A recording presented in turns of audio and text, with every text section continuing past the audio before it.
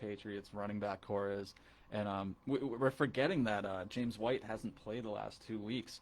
And our running back depth still seems solid. At this point, it almost seems smarter to throw James White some more passes up the sideline because we just have so many solid running backs, and Belichick is able to utilize them very well. But knowing the way that Belichick uses his running backs, I mean, I won't be surprised at all if we don't see anything from Rex Burkhead for the next 3 weeks. Yeah, I mean that's why if you're a fantasy player, you're not going to want to pick up Rex Burkhead after this week. Oh yeah, no. I mean, people are going to be like, "Oh, I'm going to get him, and he's going to get me another 30 points next week." No, that's not exactly. That's not how the Patriots play. Definitely. I mean, listen, there's a chance. I mean, a lot of people. I mean, I know, like when you're going into the Super Bowl. I remember going into Super Bowl 51. The big story was how are the Pats going to utilize Chris Hogan because he had a big AFC Championship game, and really Hogan was a non-factor for the most part in Super Bowl 51. Had some solid catches, but if you're thinking about memorable players from that Super Bowl, Hogan isn't one of them. No, it's James White. That's the most memorable player from that Super Bowl. So it's just a matter of how the Pats use their weapons each week, and I think that Burkhead, when a system is going good for him, he can be a real force. But I'm going to be interested to see what some of these other guys do in the coming weeks. I hate praising Belichick so much, but there's really nothing that you can't praise about the guy. I mean, he's able to. Well, maybe a style which we were kind of going at last. He's able to pick these weapons and utilize them to their max capacity every single week. We saw that with Rex Burkhead, and I'm sure we'll see it with another guy weeks down the line. But he can basically just pick who he wants to go off, and they're going to go off. Yeah, no, for sure. That's definitely why Pats players cannot be trusted in fantasy either, is because you never know what's going to come.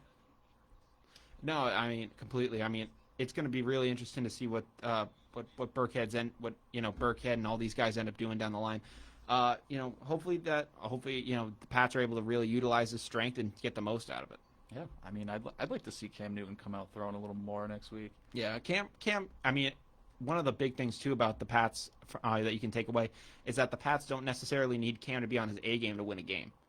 And a lot of people might say it's against the Raiders, but the Raiders are looking solid this year. The Raiders, yeah, I mean, they're shocking everybody. Yeah.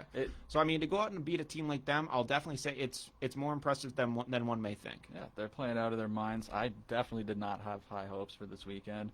I thought there was a chance that we could end up walking out of week 3 with another loss, that 1-2 record. But I mean, Belichick just outcoached John Gruden, and yeah, that's all there is. No, for sure. And then another thing that's basically development in the NFL right now, literally kind of breaking as of today, but kind of over a little bit, throughout the week, is that I don't know if you've been seeing it, but the Titans and Steelers have had some positive COVID tests, and there's a chance that they're not going to be playing on Sunday. They're looking at Monday being a possibility and possibly Tuesday, too. Tuesday night football, nothing like it. Never heard of it, but, let's go. Never heard of it, but this Tuesday, something we could see. Yeah. I mean, it's crazy the fact that, like you think about MLB even though they did a limited season of 60 games, the way they're able to do it, you can play a lot of baseball games in a row because you have multiple pitchers and you can do stuff like that, and you don't need a ton of rest to do it. NFL, you need that week's worth of rest. You really do. You can't be playing games like 3-4 days apart. Like Thursday night football for guys is a grind to be able to do that. Especially if you're a guy like Rex Burkhead, like we were just talking about. You're going out there, you're slinging bones on bones. Absolutely. Out there on the field. You need that week's rest to keep your body in shape, to stay healthy. And no team can make it through if this starts to become the norm. I mean, I'm not, any of the favorites going into the playoffs, I would say completely out the window. It's just going to be whoever can survive. Yeah, no, you're right, and that's why this whole situation that we're going through right now is so unfortunate, especially when it comes to sports. Yeah, I mean, it is crazy. It's like injuries. Players are just going to be out like flies. Mm-hmm. But this is the first time we've really seen it happen in the NFL. But I'm interested to see how things play out and how it gets handled. Yeah. Let's jump over to MLB real quick. I mean, there were some stories in the NFL that I want to jump back to NFL at some point. Talk about Week 4 Patriots Chiefs for sure. Something we got to talk about. But yeah, I figured we could talk about that. Leading in and at the end of the show. Yeah, let's talk some baseball though. So one of the big stories in baseball right now is that the second longest playoff drought in baseball is officially over, as the Miami Marlins have made the playoffs for the first time since 2003. And if you're watching on Facebook, I'm I am repping it. He's representing. Shout out to my cousin Sarah's fiance Chris. Thank you for the uni. I really appreciate it. It's crazy to think about just the fact that they've made it for the first time since 2003 back. I mean, to think the last time they were in it, I was 2. Exactly. I mean, it was before the 3-0 comeback from the Red Sox in 04. Yeah, I mean, it's been that long. The Red Sox are still cursed. "In the Club" by 50 Cent was the #1 trending song. I mean, there's just some crazy things that were going on back in 2003 that, I mean, you think about it. And the thing about the Miami Marlins is that they've never lost a playoff series. Really? Yeah, no. Never. So they've only made it 2 times in their franchise's history. That was 1997 and 2003, and they won the World Series both times. They either make it and they win the World Series, or they just don't make the playoffs. Well, I mean, I'd like to see him do it again after this off season. Oh, I would too. COVID test, that would be a story. Yeah, I mean, after all the COVID tests that they have, I mean, it looked like the Marlins were going to be doomed. I mean, the fact that they've been, just a struggling franchise for this long, it did not look good for the Marlins at all. And the fact that they made it in these circumstances is pretty incredible. It is incredible. I mean, like you said, it's been so long since this team has shown any hope of progressing past the regular season. And they did it this year. It's shocking. Yeah, I mean, they got some good players on the team. They got Jesus Aguilar. They got Corey Dickerson among some players. It's just going to be interesting to see what these guys, this group of guys can end up doing for them. I mean, it's crazy to think that these guys are back in the playoffs, and they're playing the Cubs right now. They ended up winning the game today, so that's awesome for them. But I'm really hoping that some miracle run can happen from the Marlins. It's going to be tough with the expanded playoffs, just playing this many games, and I don't know how their pitching is going to end up looking by the end of it. But if the Marlins going to make a miracle run and end up taking this thing, that'd be freaking incredible. Yeah, you might have to ask your friends over in Miami, Miami Heat, how to do it. Oh yeah, we'll get to that in a little bit. We'll get to that disappointment very soon. That disappointment for us. For us, yeah, sure. Another team that they did end up making the playoffs, but the Houston Astros, who were just muddied in controversy throughout this entire season, going into if we were gonna have the 162 game season, we thought that a record for hit by pitches was gonna be set. We really didn't know what was gonna happen to these guys. It was crazy, just from the onset.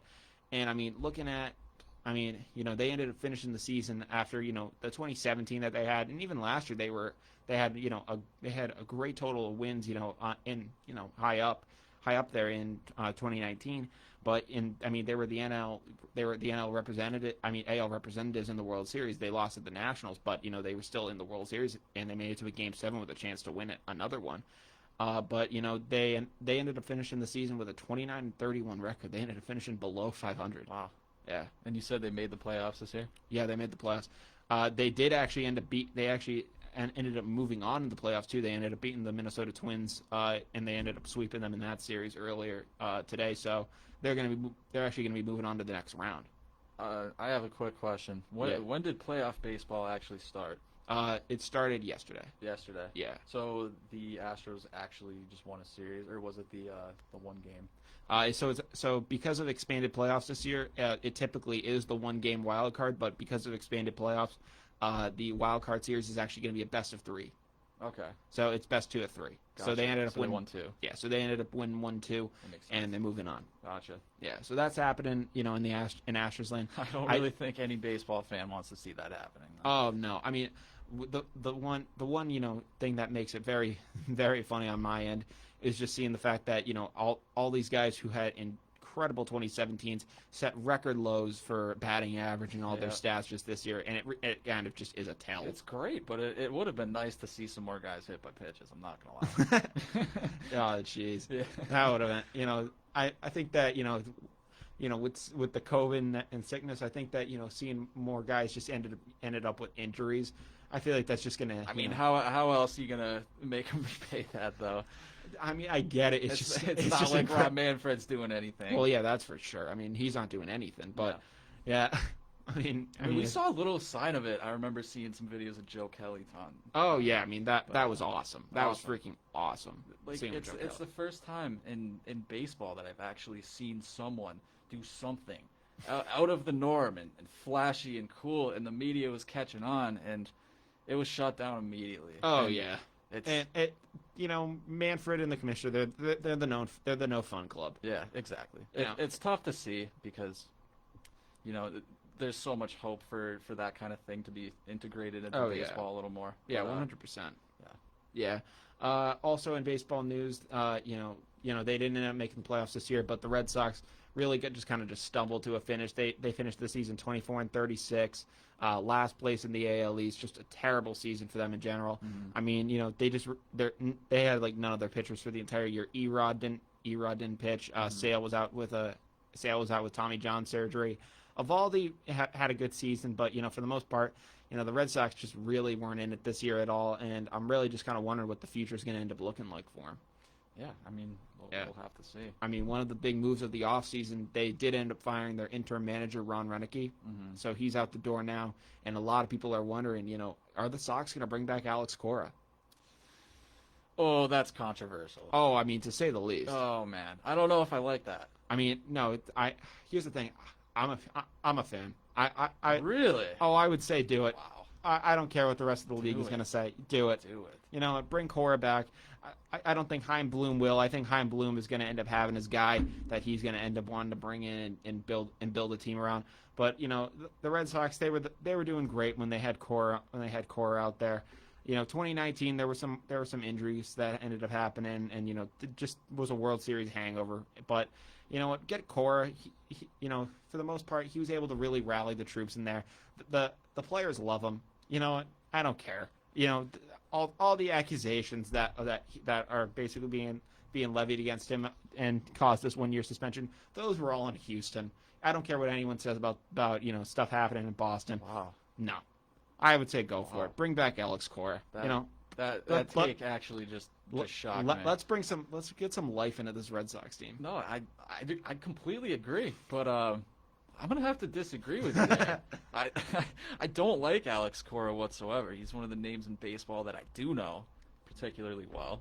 I know that he was probably a part of the Astros cheating scandal. No, he was he was the fall guy. He was exactly. He was the guy in charge. He was the fall guy. I don't like it. Any guy with that name, that's very controversial. I wouldn't like to see a guy like that back in Boston. Here's the thing: a lot of people are going to talk about controversies and all this stuff about guys getting brought back in, but and people are just going to be like, "Isn't that unprecedented?" I mean, he was suspended for all these accusations and all that stuff. And I'm almost just like, look, Steinbrenner for the Yankees when he was suspended twice by Major League Baseball. Once was for life. Okay. So, they ended up bringing him back to be, president of baseball ops, and it really didn't. And, a lot of people look at Steinbrenner, they don't look at him for stuff like that, and it's almost just a formality. You look at a guy like Sean Payton and Bountygate. Mm-hmm. Is Bountygate still at the front in the fourth thoughts of your mind when you think of Sean Payton at this point? No, but it sometimes pops up, and you're like, oh yeah, that happened. But if I'm almost just like, is that going to happen with Alex Cora? Yes, I think it will. I feel like that's just going to be what ends up happening with Alex Cora. It's probably just going to be a Sean Payton thing. It's going to be a a George Steinbrenner thing. That's what it's going to be. I don't know though, because you think about Bountygate, you think about when Sean Payton was paying players to basically injure other players. Oh yeah, no, and I'm not saying that there's nothing controversial about that.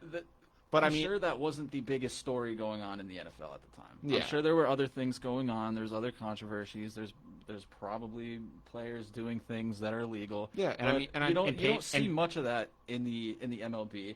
And especially last spring on the show, the Astros cheating scandal was about the only thing we talked about in baseball. Yeah. And it's about the only thing that everyone was talking about in baseball at the time. And I think Alex Cora's name was 100% tied to that cheating scandal. And I think if Alex Cora ends up as the manager of the Boston Red Sox, people will never let him or us hear the end of it, ever.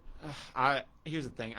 Listen, Cora did end up becoming the fall guy for it, and I think that a lot of it had to do with him just being probably being outside the organization. But there were a lot of guys in that organization that had to face the brunt of that. Jeff Lunau, the general manager, Crane, the owner, and AJ Hinch, the current manager. Mm-hmm. everyone besides Crane was out the door. Carlos Beltran, who was a player at the time and was supposed to be the coach of the Mets this year, were all fired. I mean, Carlos Beltran didn't manage a game and had to be let go. For what? Because he was a player on the Astros during the 2017 cheating scandal. Okay. But the reason that they ended up firing him is because he almost kind of was just. I mean, he took some at bats in the playoffs, but for the most part, he was really just a non-factor, and he was almost just a second bench coach. Okay. And for the most part, people kind of made the assumption that, well, if he's like a second bench coach, then he was probably just as much working with Alex Cora, and that was basically the situation with him. Okay, well, I can see that a little bit. So that's the situation with that. I think that Chaim Bloom, if you were to do this, you would truly impress me for this. But at the same time, I think that he's just going to go out and hire whoever the hell he wants. No, I agree. I think the chances of Cora coming back into Boston are very slim. Yeah, if he does, I'd be psyched because I think he could rally the troops, and I think that a lot of guys would be excited to see him back in that clubhouse. But who knows? He's probably got some guy in mind. Oh yeah, somewhere. I mean, some of the guys that are possibly thinking about coming back, if not Cora, one of the guys that have been talked about. Is Red Sox third baseman Carlos Fables, but I mean, he'd be a solid pickup. Was a former major leaguer, second baseman. Has some experience. Could probably be a solid leader. Another name that came up, when Cora first went out the door to replace him was former Red Sox catcher Jason Varitek. I like that. Yeah. See, that's a good face you want in Boston. Yeah. He's liked. I'm sure. Does he have any managing experience? He's really kind of just been the guy. He doesn't have too much managing experience, but he's been around the team. Yeah. And he shows up at camps. He's kind of just. He's not named for a position there, but he kind of just participates as an official. To me, that sounds like an internal hire. Yeah. That sounds like you'd be hiring a guy that knows the system. He knows what he's working with. He knows the front office. Do it. Yeah. I mean, I like the idea of Varitek, but and if the Red Sox were to go with him, I'm not saying I'd be disappointed, but at the same time, I just don't know. The Red Sox have kind of written him off so many times at this point. They named Renicky to be the interim manager, and that's almost kind of the reason I was thinking about. I thought Cora has a high chance of coming back, because if you're not naming this guy to just be the manager, and he's only interim, I'm almost just like, well, what's he just being the interim for? So that was my reason for Cora at least having a strong chance of coming back. Mm-hmm. If Varitek were to come in, I think he'd be fine. I think he'd be strong, and a lot of people would be able to say, oh, well, he's got chemistry, but a lot of the guys he's played with this point are gone. I think the only one left right now is Pedroia, and he's on his way out too, unfortunately, just due to injuries. He's a likable face in Boston. The fans would probably give him a little more time to figure things out than any other manager. So I mean that is an advantage, because the fan base in Boston is just completely toxic when things are going good. We are the happiest fans in the world. Definitely. But you lose 3 games in a row for the Red Sox, and they're coming for your head. Mm-hmm. I think for Varitek, he might be able to get away with losing 4 before they end up like I breaking said, up he's a likable face. Mm-hmm. He can go in there and he can have the fans like him. Yeah, for sure. So I think that definitely is an advantage for Varitek if the Sox do end up going for that hire. Yeah. But like you said, odds are probably very slim. Yeah, I mean, at this point, I'm almost just like, if they wanted to hire him after the Cora thing, they had the perfect time to do so. They could have been like, yep, he's a very likable face. We could have brought the guy in, and I feel like it could have been all happy duty, perfect situation. Mm-hmm. But they didn't. I'm almost just like, well, what are you guys waiting for? If they do still have interest in this guy, I'm just like, what is it going to be that now has changed your mind about him? Yeah, I mean, you went through the terrible season with the interim manager, like you said. I can see why you thought they were going to bring back Alex Cora. Yeah, but you're right. It doesn't really make sense. Yeah. That's really all we kind of have so far in MLB news for the most part. Let's jump over to the NBA. All right. Yeah. So we were talking about about disappointments in Miami.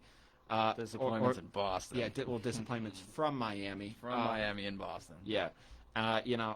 I was saying on Friday's show, I believe, I said the Red Sox, not the Red Sox, we were just talking about the Red Sox, the Celtics, I was saying that they basically just need to, play with more heart, and they really just haven't in this series, and, they just didn't. You're right. They folded. Miami wanted it more, and that's what it comes down to every single time the Celtics get this far and then lose. It's like which team wants it more? And yeah, I mean, here's the thing: Miami. Boston, you have plenty of talent. You're not You're not the Isaiah Thomas, Jay Crowder Celtics, that were able to actually take LeBron, I think, to 7 games. You're not that Celtics team. You're a very talented young team with some superstars, on the rise. And I'm almost just like, you have the perfect situation, and they just could not capitalize. It's so frustrating. It really is. It really is. I mean, here's the thing.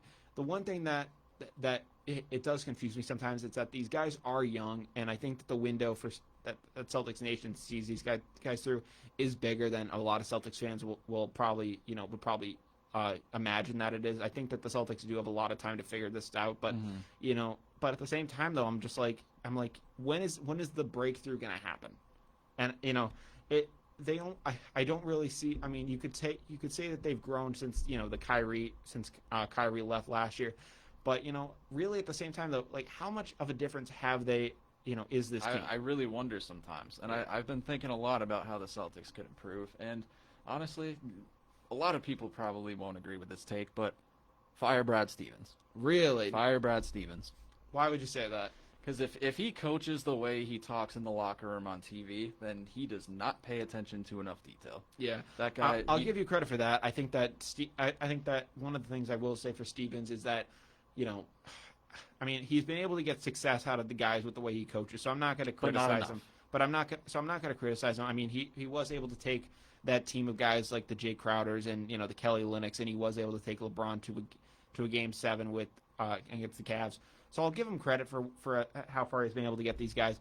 But but I will say, I was watching that clip of him when it was like in the timeout, and he was just like, "Hey guys, that was the first time I've seen some Celtics basketball in a while." And I'm just like, dude, you're talking like a high school coach. You're right. Coach. I'm glad you see it, because he really does talk like a high school coach sometimes. And I'm like, dude, you're not in a movie. You're coaching grown athletes. And if you're a player on the Celtics in that situation, how are you going to react if you go into the huddle after playing your butt off? And he coddles you. And exactly. And he's just like, "It's okay, guys. Everything's gonna be fine."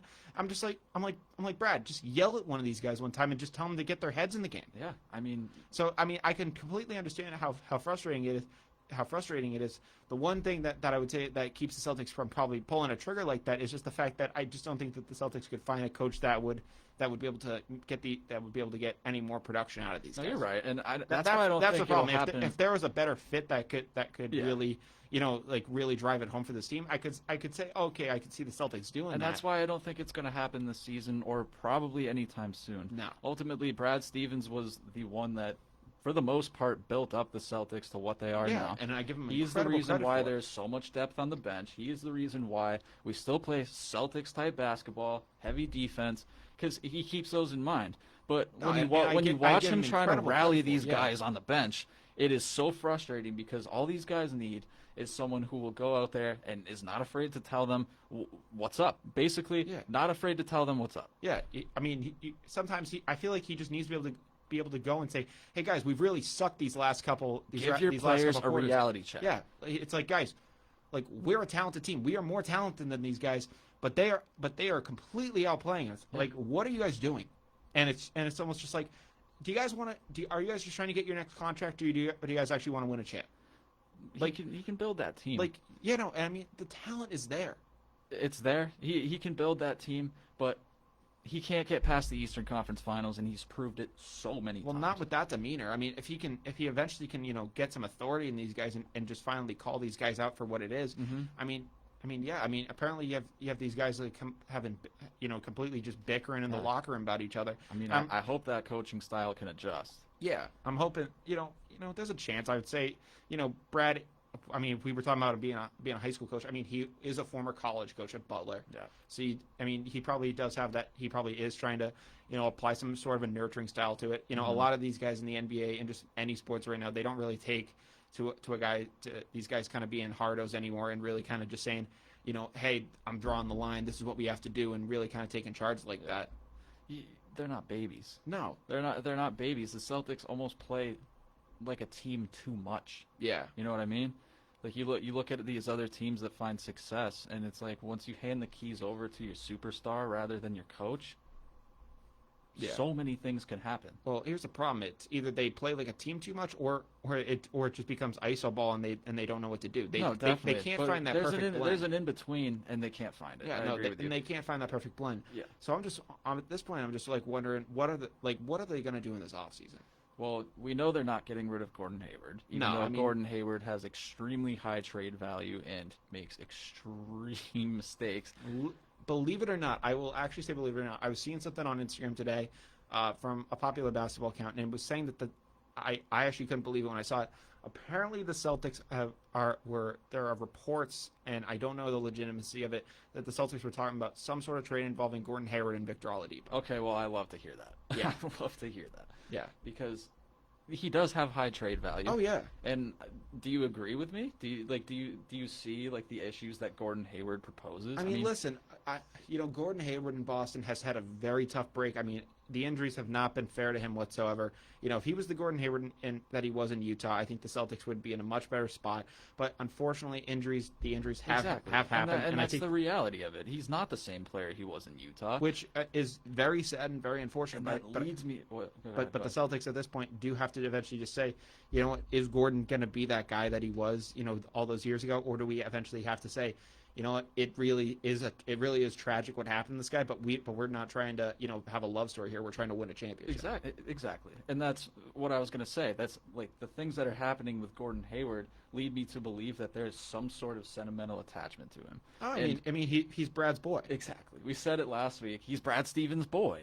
Brad Stevens loves him. He coached him in college. He doesn't want to let him go. No. He's his guy that he built from the ground up. No way. Yeah. No. I mean, it's going to be tough to see. It's got to happen, though. Oh, I mean, I think it has to happen.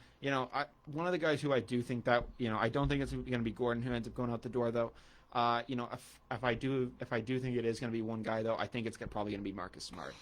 And I was hoping you didn't say that. I don't want it to be Marcus Smart, but from just seeing the way that the Celtics team looks like they're trying to play, I think it's going to be him. I think that's a mistake because I think Smart brings all the toughness to this team. I think he does. I mean, he is the fire and passion behind everything the Celtics are made of. Look at him. We were down by 15, and he risked his tooth and keeps 6. Yeah, I mean, the guy's a warrior out there, and I hope the Celtics can realize that. But I mean, one of the problems that it's crazy just thinking, I'm just wondering who could we get for him because. There's probably 40 guys that we could probably end up trading. I mean, here's the thing.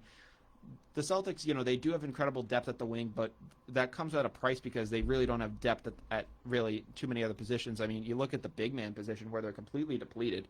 Mm-hmm. Tice isn't a starting center. No way. No. And we talked about it last week, too. Tice is far from a starting center. No, I mean, and, not only from him, just like from the skills not being there, he's just not tall enough. He's just not tall enough. Yeah. You need a 7-footer down there at least. I mean, I'm not saying especially in today's NBA. Look at every good team has a solid 7-footer. Yeah, and I'm not saying like you need to go back to the olden days where you're having like a post game and all that stuff, and it needs to and it's not like we need to be playing like we're in the 60s, but you do need some sort of an element down there. You're right. It's I mean, you look at the Houston Rockets and you might be able to say, oh, they have this small ball lineup. But guess what? They're out of the playoffs, and now the Celtics are too. Yep. So, that's where I am. The Rockets are another prime example. They can't find success without that big man. Yeah, no. I mean, they were preaching, oh, we're going to be so great with our small ball offense, and what happened to you? Yeah. You're gone. It's almost like how in the NFL, you almost need a dual threat QB to find success now. Yeah. I mean, you can there are some exceptions. I mean, you think of guys like Brady and some guys like that, but especially, much earlier on, years back. But definitely, I mean, especially if you don't have that line, you need that extra element of the offense. If you want to go places, you need it. You need your quarterback to be able to scramble out of the pocket. At least sometimes. Run for a first down when you can. Even like what Aaron Rodgers can do at this point. I mean, you think of Aaron Rodgers, you don't think of a scrambling quarterback, but he can at least move around the pocket and make things happen. And he's older, and I give him props for that because he can move around. Yeah, no. So I mean, even if it's something like that, that's at least what you need on an NFL type team. And for this NBA and in the NBA, you at least need someone down there. You don't need Wilt Chamberlain down there, but even if the guy can get you just some solid boards, even if he's putting up 8 points, just a body down there that can challenge someone. Grab boards, exactly, make blocks, crucial plays when they need to happen. Yeah. Otherwise, Bam Adebayo is just going to blow by you. Yeah. It's going to keep happening for the Celtics every single year until they realize that something has to change. Yeah. So I mean, that's it. It is very frustrating for the Boston Celtics.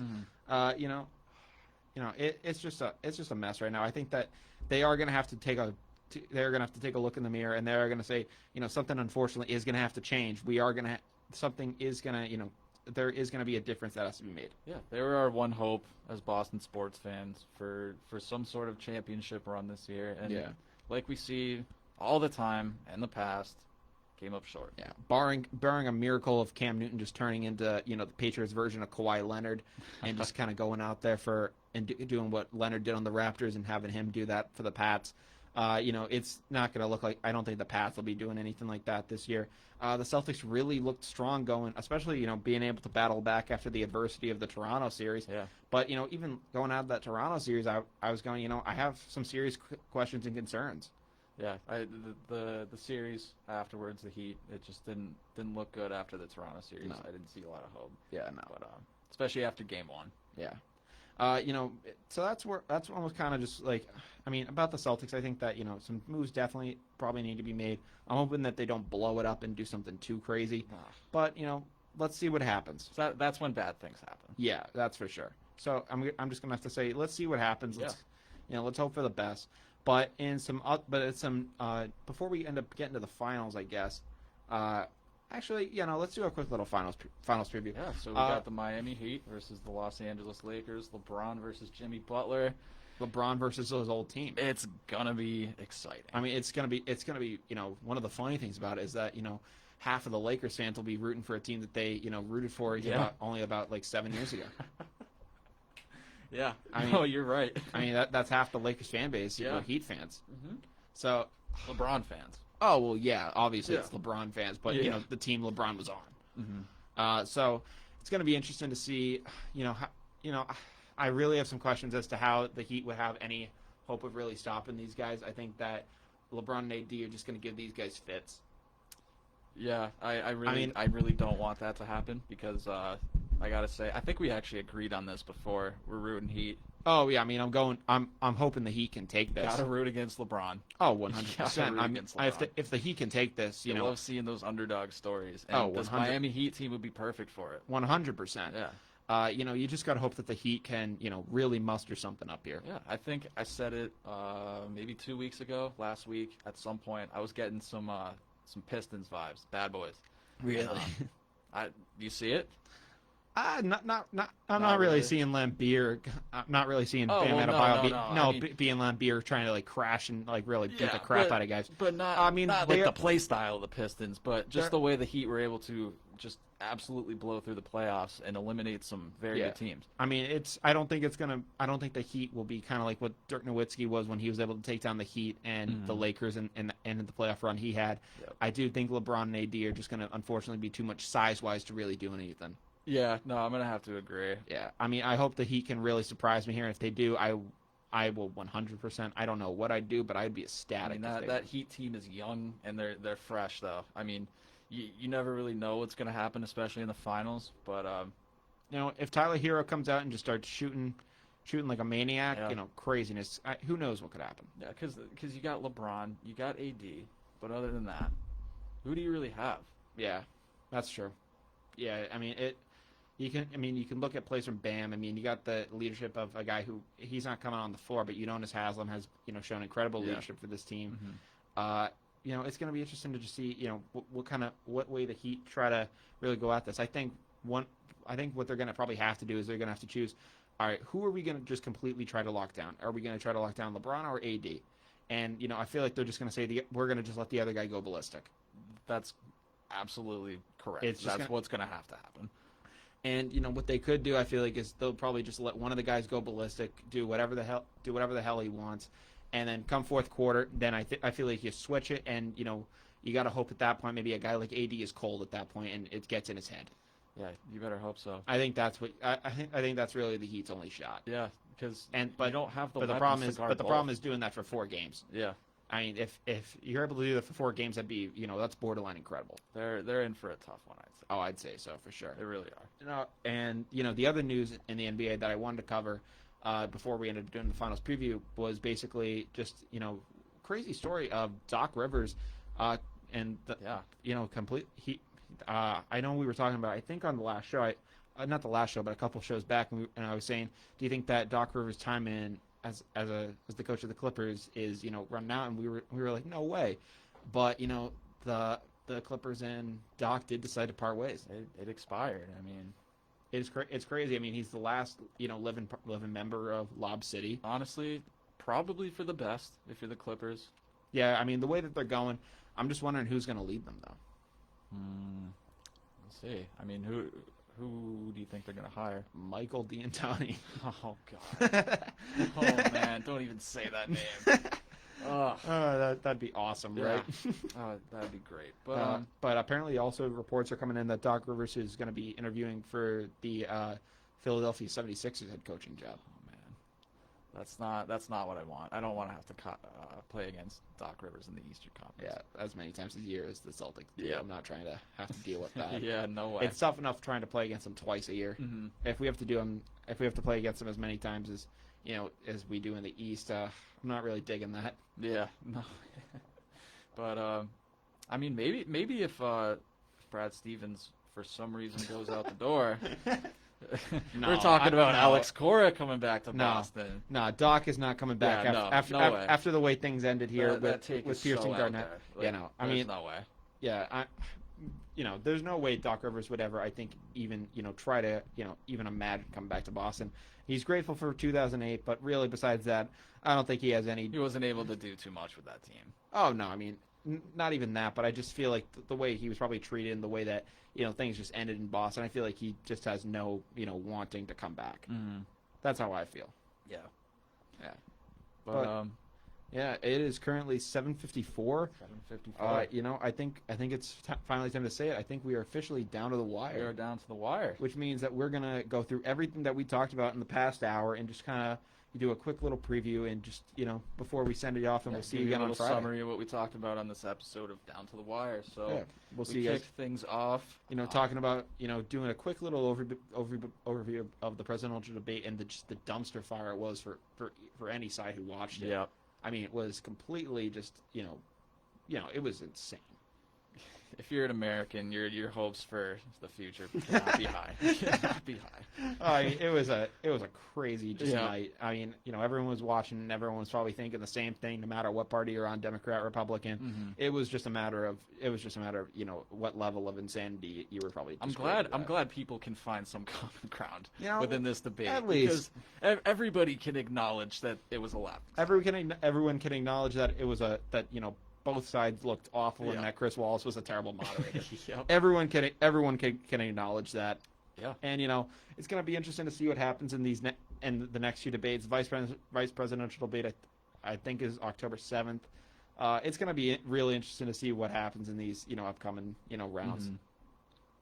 But after the presidential debate, we moved into some NFL action. Give you guys a little Week 3 overview. Yeah, Nick Foles ended up taking the job from Mitchell Trubisky over the weekend, had himself a day.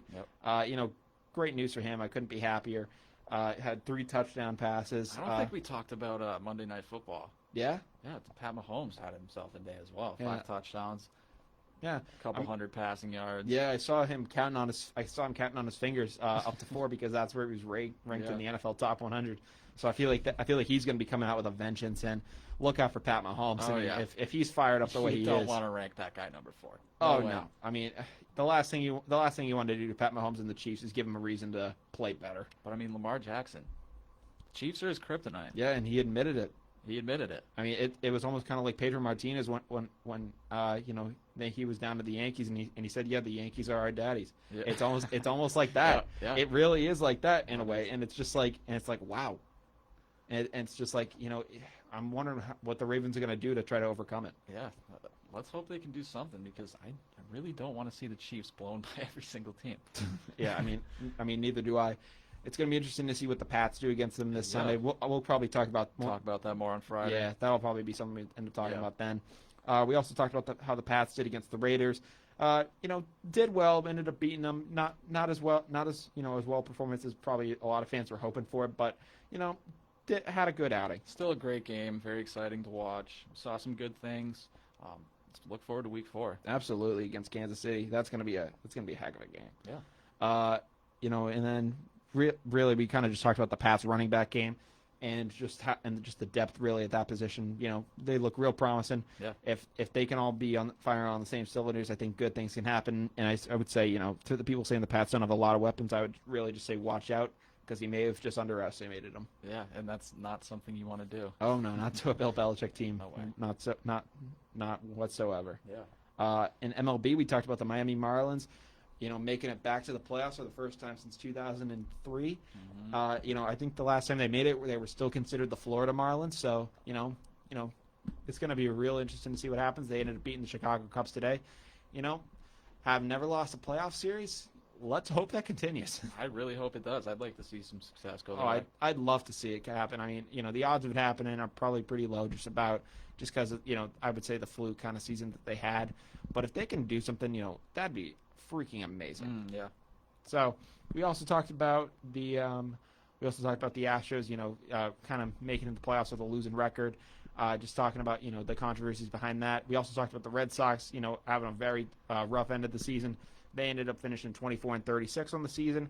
And we also talked about, possible managerial options for the Sox as they have fired interim manager Ron Renneke. We talked about Alex Cora, had some disagreements on that. The possibilities of Alex Cora making a return to Boston. It's all inevitable. You could never know. We talked about Carlos Fables being an option. Really didn't talk about him too much. He's a solid option. Probably if Chaim Bloom's going to go with him, it'll be the safe pick. Yeah. I think that's probably what that'll end up being. Mm-hmm. And then, one thing that we were saying that we would probably really like would be to see Jason Varitek take up the reins and lead this Boston team. I'd love it. Yeah. So that'd be a real interesting thing to see, especially if the captain comes back and leads a new group of guys into Mm-hmm. battle. Yeah. That'd be real special to see. And finally, we ended things off in the NBA talking about Miami finishing off Boston and heading to the finals. Celtics looked abysmal. We talked about the legitimacy of Brad Stevens right now. He really just hasn't been playing. He really just hasn't looked as sharp as coaching wise, especially in this playoff series. The way he was trying to rally the guys, it was really disappointing to say the least. Mm-hmm. It takes some losing to get to the winning stage, especially in the playoffs. But yeah, at this point, it's a matter of when is the winning going to start happening. Yeah, and I think that even a finals loss would have given Celtics fans a little more something to look forward to. Yeah. It would have been like, we're at least improving. We faced a juggernaut Lakers team. We're going to come back stronger than ever. But really, it wasn't even a matter of it. I mean, you could at least say, it wasn't the Kyrie team that went out in the second round. But really, they just fell flat and they just did not, show. Yeah. So I'm really hoping that they can do something. It's gonna be interesting to say the least what can happen. Yeah. We'll have to see. But yeah. It is 8:00. Yeah. Before we end up heading off, I'll just say that we did a quick finals preview, talked about that, and we talked about Doc Rivers being ousted from the LA Clippers, and possible locations of where he'll end up going. But as you said, it is 8:00. It's 8 o'clock. You've been listening to WJMF 88.7 HD2 Smithville, Providence, or you've been listening online at WJMFradio.com, or for the third possible option, you've been tuned in on Facebook Live watching us. We're sorry about the technical difficulties that we had going on. The live cut out for a little bit, but it seems that it's going all good right now. This will be up on Instagram in a little bit. But from Down to the Wire, I'm Brian Costa. And I'm Carter Adams. Thank you guys so much for watching. We appreciate the support. And we'll see you guys on Friday. Have a good one, you guys.